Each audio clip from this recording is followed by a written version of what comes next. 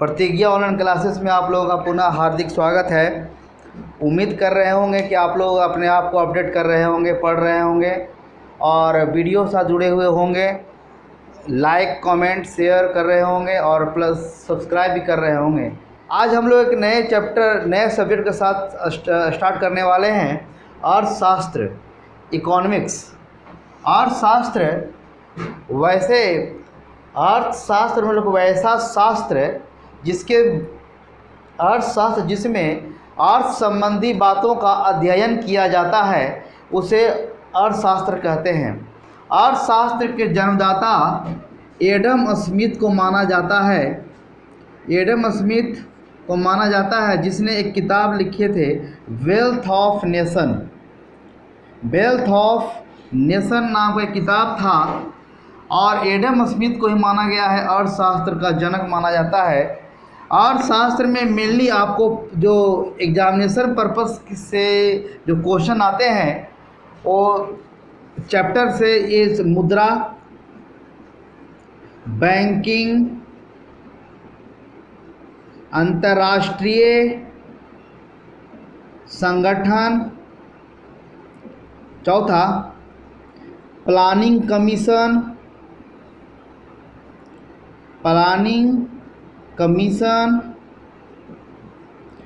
Budget, ये सब main chapter है अर्थशास्त्र का। यहीं से क्वेश्चन प्रायः बनते हैं एग्जाम में। यहीं से अगर इतना पर आपका कमांड अगर बन जाता है तो आपको अर्थशास्त्र के एग्जाम क्वेश्चन सोल्व करने में कोई ज़्यादा दिक्कत ज़्यादा नहीं आएगी। क्या है कि देखिए, अगर एक बार अर्थशास्त्र ऐसा सब्जेक्ट है कि अगर एक बार समझे हुए हैं तो एग्जामिनेशन में उसको बनाने में कोई दिक्कत नहीं आएगी। पर अर्थशास्त्र का भाषा क्लिष्ट होता है। कुछ बात आप जानते हुए भी भाषा के कठिनाई के चलते आप उसे समझ नहीं पाते हैं, जबकि है बहुत इजी इस प्रकार हो जाता है। आप अगर पूरी अच्छी तरह से समझ जाते हैं तो आपके लिए इजी हो गया। आप अगर नहीं समझे हुए हैं तो आप जानते हुए भी आप गलत करके आएंगे। अर्थशास्त्र सब्जेक्ट ऐसा ही है। अर्थशास्त्र मतलब इजी रूप से पढ़ना है, इजी रूप से समझना है, तो आपको एक बार मतलब समझ करके इसको पढ़िए, फिर आपको कभी भी दिक्कत नहीं आएगी। अगर समझ करके अगर पढ़ा जाए अर्थशास्त्र को तो 90% क्वेश्चन आप देखते ही बनाते हैं। पर दिक्कत इसलिए आती है कि एक अर्थशास्त्र का लैंग्वेज थोड़ा सा क्लिष्ट होता है, वो समझ नहीं पाते हैं और गलत कर देते हैं। आप हमारे साथ जुड़े रहें अर्थशास्त्र के विभिन्न चैप्टर के साथ, और मेरा प्रयास आपके साथ यह होगा कि आप अगर अर्थशास्त्र एक साथ हम लोग दोनों मिल करके बात करेंगे, समझेंगे, तो आपके लिए बहुत फ़ायदेमंद होने वाला है। इसीलिए आप वीडियो के साथ में हमेशा जुड़े हुए रहें, देखते रहें, सीखते रहें। और आपके लिए अगर एक बार इतनी चैप्टर के साथ आप हमेशा जुड़े रहते हैं तो आपके लिए अर्थशास्त्र आने वाले फ्यूचर के लिए बहुत ज़्यादा इजी होने वाला, ऐसा इजी होने वाला है कि आपको लगेगा कि अर्थशास्त्र से जैसा इजी सब्जेक्ट है ही नहीं, ऐसा आने वाले फ्यूचर में लगेगा। पर उसके लिए आपको करना यह पड़ेगा कि आपको मेरे साथ जुड़े हुए रहना पड़ेगा। चाहे पॉलिटी हो, चाहे हिस्ट्री हो, चाहे इकोनॉमिक्स हो, चाहे करंट हो, ये अगर मेरे साथ जुड़े हुए रहते हैं तो मेरा प्रयास होगा कि आपको हम उस लेवल तक लेकर के जाएं कि जहां पर आपको सफलता दिलवाने में सहायक सिद्ध होगी।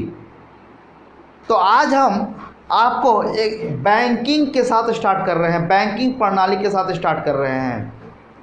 बैंकिंग प्रणाली के साथ में स्टार्ट करने से पहले यह बताना ज़रूरी है कि बैंकिंग प्रणाली में आजकल शेयर बाज़ार, आरबीआई, बैंक, ये सब चीज़ के बारे में बहुत ज़्यादा इधर कुछ करंट में न्यूज़ वगैरह आ रहा है। तो उसके बाद हम लोग सिलसिलेवार ढंग से जैसे जैसे ख़त्म होते जाएगा वैसे वैसे हम लोग पढ़ते चलेंगे।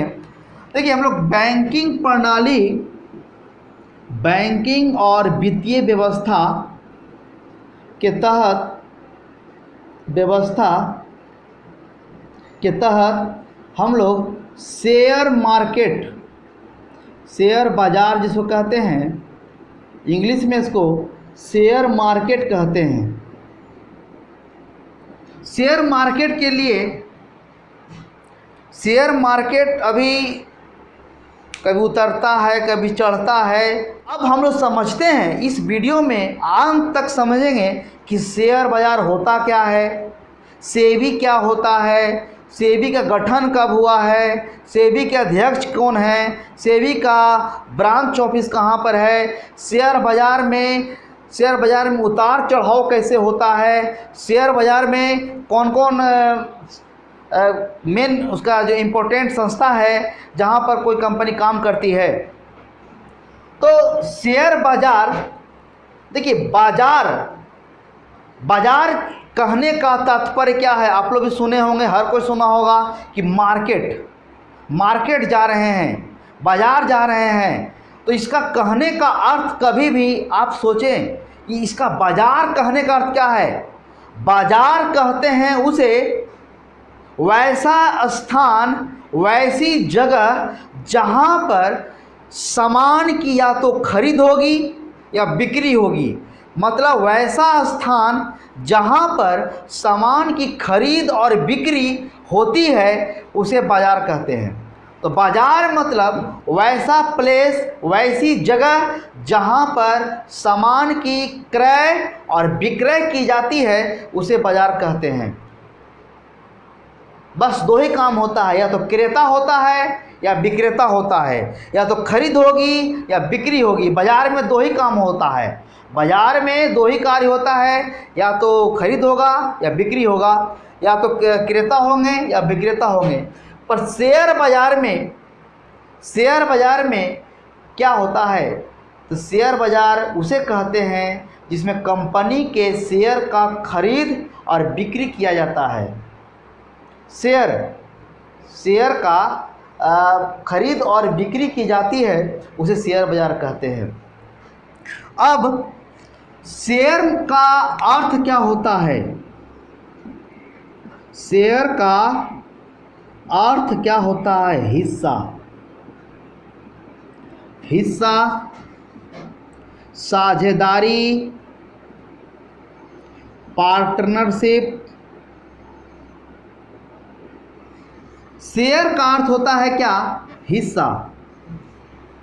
शेयर का तात्पर्य है हिस्सा। अब किसका हिस्सा, आप अगर अनुमान लगाइए, या एग्जाम्पल के तौर पर आपको बताते हैं कि अगर आप कहीं जा रहे हैं, आप अगर ऑटो में आप सिर्फ बैठे हुए हैं, अकेले बैठे हुए हैं, तो जहाँ तक पहुँचेंगे आपको पूरा फेयर अकेले देना पड़ेगा।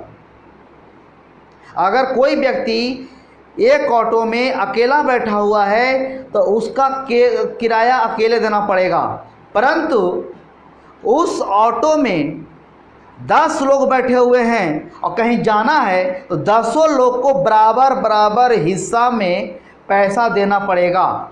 उसे कहते हैं शेयर सिस्टम। तो वैसा सिस्टम जिसमें आप हिस्सेदारी करते हैं, अपना हिस्सा देते हैं कि अगर कहीं पर पहुंचने का किराया आपको 100 रुपया है और 100 रुपया के 10 लोग के बीच में हिस्सा करना तो 10 रुपया देना पड़ेगा। तो इसी को कहते हैं शेयर का अर्थ हुआ हिस्सा। क्या हिस्सा हुआ कि मानते हैं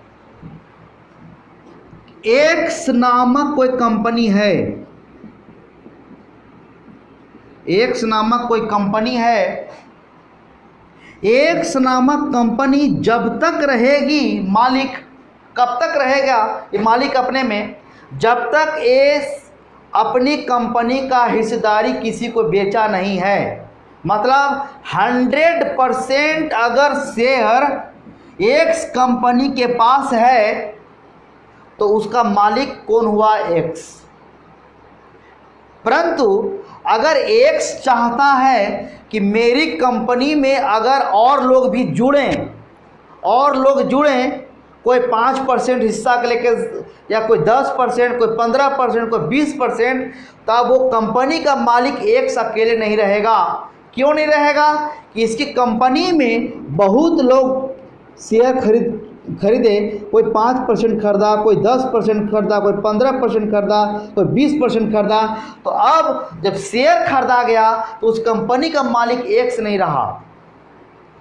एक्स मालिक तब तक रहा जब तक कंपनी का 100% शेयर एक्स के पास था। मतलब प्रॉफिट का पूरा हिस्सा अगर 100% है एक्स के पास, तब मालिक एक्स हुआ। पर एक्स कंपनी में अगर 10 लोग जुड़ गए तो 10 का हिस्सा उस कंपनी में जुड़ गया, मतलब 10 मालिक हो गए, कुछ न कुछ अपना हिस्सा दे रहे हैं उस कंपनी में। अगर वो कंपनी एराइज करेगी तो सबको हिस्सेदारी मिलेगा, अगर कंपनी डूबेगी तो सबको फिर नुकसान सहना पड़ेगा। तो इसे कहते हैं शेयर बाजार। मतलब जब कोई कंपनी शेयर बाजार में अपनी कंपनी को, जब कोई कंपनी अपनी कंपनी को शेयर बाजार में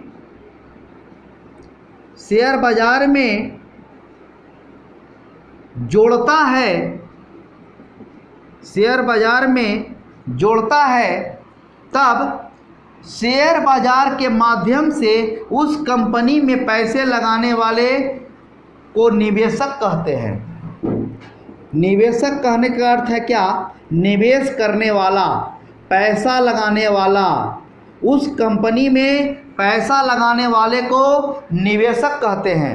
तो जब एक्स नामक कंपनी शेयर बाजार में अपना हिस्सा बेचती है तो उसे शेयर बाजार में लिस्टेड माना जाता है, और शेयर बाजार को जो खरीदा उसे निवेशक कहते हैं। निवेशक कहते हैं मतलब कि जो पैसा लगाया। तो शेयर बाजार का अर्थ क्या हुआ? किसी भी कंपनी में हिस्सेदारी खरीदना या बेचना, किसी भी कंपनी में हिस्सेदारी या शेयर खरीदना या बेचना शेयर मार्केट कहलाता है। या तो खरीद होगा या बिक्री होगा। तो होता क्या इसमें है? कोई भी कंपनी कैसे जुड़ती है शेयर बाजार में? अपने आप जुड़ जाती है कि कोई जोड़ता है? तो कोई जोड़ता है। कोई भी कंपनी, पहले एक संस्था है सेबी, कोई भी कंपनी अपने मन से शेयर बाजार में नहीं जुड़ सकता है। वह तब जुड़ेगा जब सेबी उसको अनुमति देगा। तो कैसे होता है सुनिए। जब एक्स नामक कंपनी को अगर मन है कि हम बाजार में जुड़ें, मतलब हमारे कंपनी में इन्वेस्टर, निवेशक पैसे लगाएं, और तब क्या होता है? एक्स कंपनी अपना पूरा लिखित रिटेन आवेदन के लिए सेबी के पास भेजेगा। सेबी फिर क्या करेगा? उस कंपनी का पूरा जांच करेगा। उस कंपनी का आय कितना है, व्यय कितना है, कितने उसका प्रॉफिट का मार्जिन क्या है, सारा कुछ जांचेगा। और जांचने के पश्चात अगर सही पाएगा, और तब सेबी उस कंपनी को शेयर बाजार में जोड़ देगा। इजी, बहुत सिंपल ढंग से समझिए कि शेयर बाजार कहते किसे हैं? तो वैसा बाजार जहां पर किसी भी कंपनी के शेयर की खरीद या बिक्री की जाती है। शेयर का अर्थ ही होता है हिस्सा। कैसे समझ रहे हैं कि एक्स नामक कंपनी तब तक मालिक है जब तक वो कंपनी शेयर बाजार में जुड़ी हुई नहीं है। अगर कोई कंपनी शेयर बाजार में जुड़ जाती है तो वह कंपनी का मालिक वह एक से नहीं रह जाएगा, उसमें जितने लोग पैसे जोड़ेंगे सब मालिक रह जाएंगे। अब क्या, अब एक्स नामक कंपनी अपने मन से जुड़ जाएगा शेयर बाजार में कि कोई जोड़ेगा? तो एक्स कंपनी को जोड़ने के लिए एक संस्था है सेबी। अभी सेबी के बारे में पूरा बताएंगे डिटेल में। इस सेबी संस्था का गठन कब हुआ, निर्माण कब हुआ, सारा कुछ बताएंगे कि एक्स नामक कंपनी पहले सेबी संस्था के साथ सेबी संस्था के पास में आवेदन करेगा अनुमति लेने के लिए।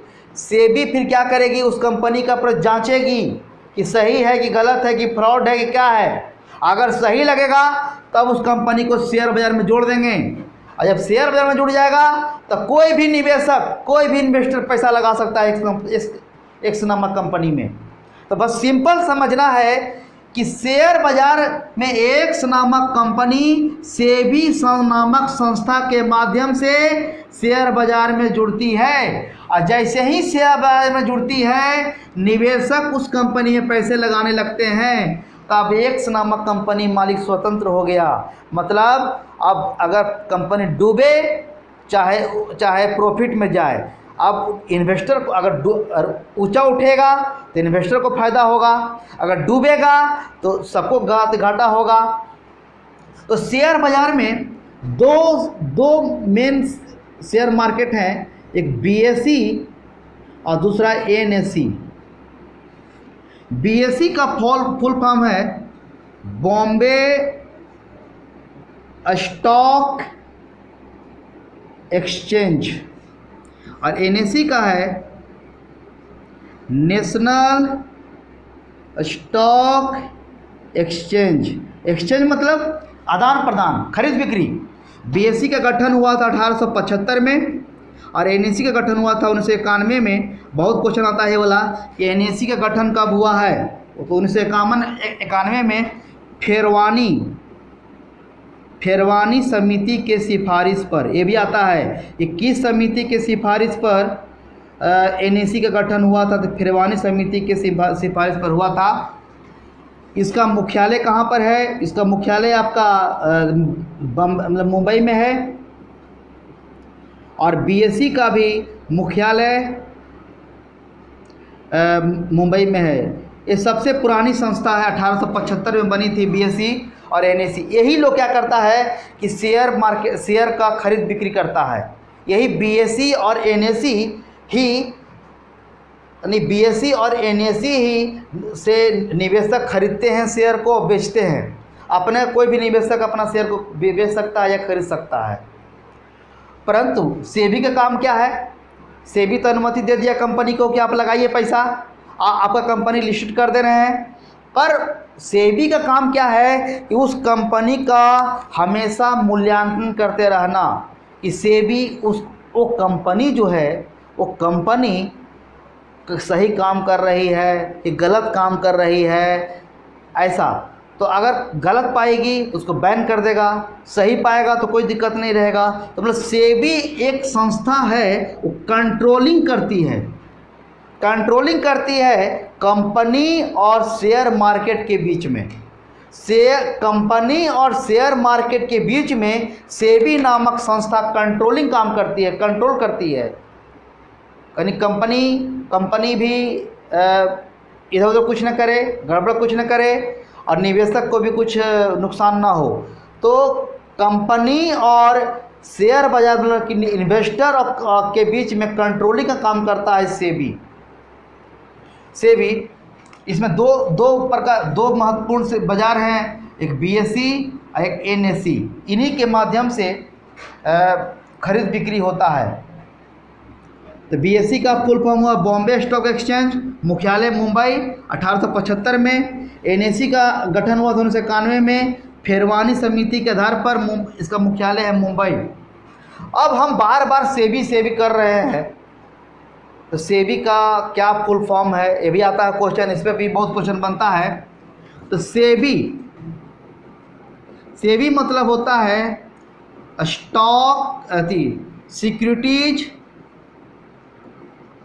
सिक्योरिटीज एंड एक्सचेंज बोर्ड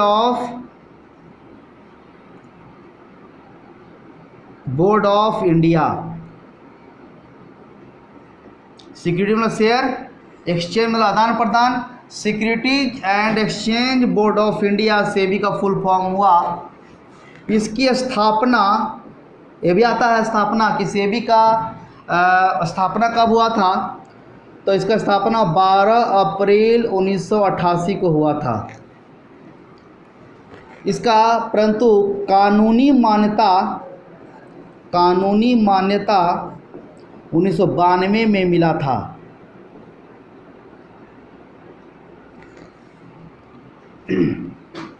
क्या कार्य है इसका? कार्य है कंपनी के शेयर की खरीद बिक्री करवाना और हमेशा कंपनी के कार्यों पर निगरानी मतलब कंट्रोलिंग करना, ऐसा कार्य है। कानूनी मान्यता कब मिला है? 1992 में। स्थापना कब हुआ है? 1988 में। अब इसका मुख्यालय कहाँ है? कहाँ पर इसका मेन ऑफिस कहाँ पर है? मुंबई में। क्षेत्रीय मुख्यालय मतलब और कहाँ इसका मुख्यालय है? तो 4 जगह है, पूर्वी, उत्तरी, दक्षिणी और पश्चिमी, मतलब उत्तर, दक्षिण, पूर्व, पश्चिम, चारों तरफ इसका मुख्यालय है। पूर्वी में आपका कलकत्ता में है, उत्तर में आपका दिल्ली में, दक्षिण में आपका चेन्नई में और पश्चिम में आपका अहमदाबाद में। इसके अध्यक्ष कौन हैं? अध्यक्ष हैं, अभी के लिए बहुत इम्पोर्टेंट है, बराबर क्वेश्चन आता है कि सेबी का गठन कब हुआ, सेबी को कानूनी मान्यता कब मिला, सेबी का मुख्यालय कहाँ है, कितना क्षेत्रीय मुख्यालय है, अभी अध्यक्ष कौन है। अध्यक्ष बदलता रहता है बार बार। अभी ये वर्तमान में अध्यक्ष हैं कौन। शेयर बाज़ार में क्या होता है कि किसी भी कंपनी में हिस्सेदारी खरीदना या बेचना शेयर मार्केट कहलाता है। इसमें क्या क्या चीज़ खरीदते हैं हम शेयर बाज़ार में? शेयर बाज़ार में खरीदते हैं बॉन्ड, म्यूचुअल फंड, डेरिवेटिव्स, ये सब की खरीद बिक्री होती है। ये सब की खरीद बिक्री होती है शेयर मार्केट में। शेयर मार्केट का इसका अर्थ क्या हुआ? हिस्सा साझेदारी। इसका हम एक डायग्राम के माध्यम से आपको समझाएं कि एक्स नामक कंपनी तब तक मालिक रहेगी जब तक वो शेयर बाज़ार में लिस्टेड नहीं है। एक्स का मालिक के पद पर तभी हट पाएगा जब वो पैसा शेयर बाज़ार में चला जाएगा। पर शेयर बाज़ार में जब कंपनी चली जाएगी तो वह मालिक अकेले नहीं रह जाएगा, जो भी इन्वेस्टर पैसा लगाएंगे सारे मालिक हो जाएंगे। तो एक्स नामक कंपनी को अगर शेयर बाज़ार में अपनी कंपनी को लिस्टेड करना है, लिस्ट जोड़ना है, तो पहले सेबी के पास में एप्लीकेशन देना पड़ेगा। सेबी के बारे में आपको डिटेल बताए। सेबी नामक संस्था पे क्या करेगी? उस कंपनी की पूरी जांच करेगी, क्या उसका कब गठन हुआ है, कैसा उसका कार्य है, सभी जांच करेगी। जांच करने के बाद अगर सही पाएगी तभी एक्स नामक कंपनी शेयर बाज़ार में जुड़ेगा। और शेयर बाज़ार में 2 प्रमुख संस्था है, BSE और NSE। BSE मतलब बॉम्बे स्टॉक एक्सचेंज, मुख्यालय मुंबई में है। NSE 1991 में फिरवानी समिति के आधार पर इसका गठन हुआ, तो इसका भी मुख्यालय मुंबई में है। तो शेयर बाज़ार में या तो शेयर की खरीद या बिक्री होगी। अब सेबी का कार्य क्या है कि कंपनी के कार्यों पर कंट्रोल करना, देखरेख करना कि कोई गड़बड़ ना करे, कुछ न। इसी के आधार पर 2 कंपनी पर प्रतिबंध लग गया है, ग्रीनकेस्ट और लाइका पर, कि वो गड़बड़ कर रहा था। इसलिए अब कभी कभी देखते होंगे कि शेयर मार्केट में उतार और चढ़ाव बहुत आता है। कभी शेयर मार्केट चढ़ा हुआ रहेगा, कभी गिरा हुआ रहेगा। तो किस आधार पर सेबी नापता है? सेबी का ही काम है कि देखना कि उतार कब हो रहा है, चढ़ाव कब हो रहा है। तो किसी भी कंपनी का मूल्यांकन उसके प्रोडक्ट की खरीद, प्रोडक्ट की बिक्री, कच्चे माल का आयात निर्यात, उसे कंपनी का उत्पादन पर निर्भर करता है कि वह कंपनी किस प्रकार काम कर रही है।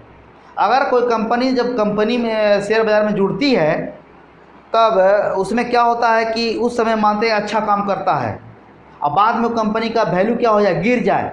वैल्यू गिरने का अर्थ क्या है? वैल्यू गिरने का अर्थ है कि वो कंपनी ठीक से कार्य नहीं कर रही है। जैसे कि अब मान लिया जाए, बहुत कंपनी ऐसी है, सत्यम में कंपनी थी, आईटी कंपनी, या बहुत कोई कंपनी ऐसी है, किसी के नाम विशेष लेना ठीक नहीं रहेगा। तो मानते कोई एक्स नामक कंपनी है, जब शेयर बाजार में जुड़ी थी तो उसका परफॉर्मेंस बहुत अच्छा था, उसके साथ इन्वेस्टर भी काफ़ी जुड़े। परंतु बाद के समय में उस कंपनी का वैल्यू गिर गया। तो वैल्यू क्यों गिरा? वैल्यू गिरा इसलिए उस कंपनी का कार्य जो हुआ वो गिरता चला गया, उसका प्रोडक्ट खराब होते गए, प्रोडक्ट नहीं बिके, प्रोडक्ट का निर्यात आयात नहीं हुआ, उसके वर्कर ठीक से काम नहीं किए। इसके आधार पर तय होता है शेयर बाज़ार का चढ़ना और गिरना। तो दोनों स्थिति में इन्वेस्टर को झेलना पड़ेगा। अगर ज़्यादा जाएगा, इन्वेस्टर का अगर को फ़ायदा होगा, कंपनी अगर फ़ायदा करेगी तो इन्वेस्टर को उसका लाभ मिलेगा। अगर कंपनी डाउन जाएगी तो उस कंपनी को घाटा होगा। तो आपको सबको झेलना पड़ेगा कि अगर लाभ होगा तो सबको मिलेगा, घाटा होगा तो यही है कि शेयर बाज़ार में उतार चढ़ाव हमेशा आते रहते हैं। तो आज हमने यह सीखा कि शेयर बाज़ार कहते किसे हैं, तो शेयर मार्केट कहने का अर्थ है कि वैसा स्थान जहां पर सामान की खरीद बिक्री होती है। तो शेयर बाज़ार में क्या खरीद बिक्री होगी? तो किसी कंपनी का बॉन्ड खरीद बिक्री होगा, म्यूचुअल फंड होगा, डेरिवेटिव होगा, इसकी खरीद बिक्री होगी। शेयर का अर्थ ही होता है हिस्सा। किसी भी कंपनी में हिस्सा लेना शेयर कहलाता है। अगर एक नामक कंपनी सेबी के माध्यम से शेयर बाज़ार में जुड़ती है तो उसमें इन्वेस्टर पैसा लगाते हैं। अब सेबी का काम है कि उस कंपनी का कार्य हमेशा मूल्यांकन करता रहे। सेबी का बताए कि सेबी का गठन 1988 में हुआ था, कानूनी मान्यता 1992 में मिला था। कार्य क्या है? किसी भी कंपनी के कार्यों पर निगरानी करना। मुख्यालय मुंबई में है और क्षेत्रीय मुख्यालय मतलब इसका ब्रांच ऑफिस 4 जगह पर है, कलकत्ता, दिल्ली, चेन्नई और अहमदाबाद। अभी इसके अध्यक्ष हैं। आशा करते हैं आपको यह जैसे वीडियो पसंद आया होगा। यह आपके एग्जामिनेशन के लिए बहुत ही अच्छा, इसमें 5-6 क्वेश्चन आपको करीब एग्ज़ाम में पूछे जाएंगे। अब अगर पसंद पड़ा हो तो इसको लाइक कीजिए, शेयर कीजिए, कमेंट कीजिए और सब्सक्राइब करना ना भूलें। कल अगले क्लास में हम फिर कुछ नया टॉपिक के साथ में आपके साथ सामने आएंगे। तब तक के लिए धन्यवाद।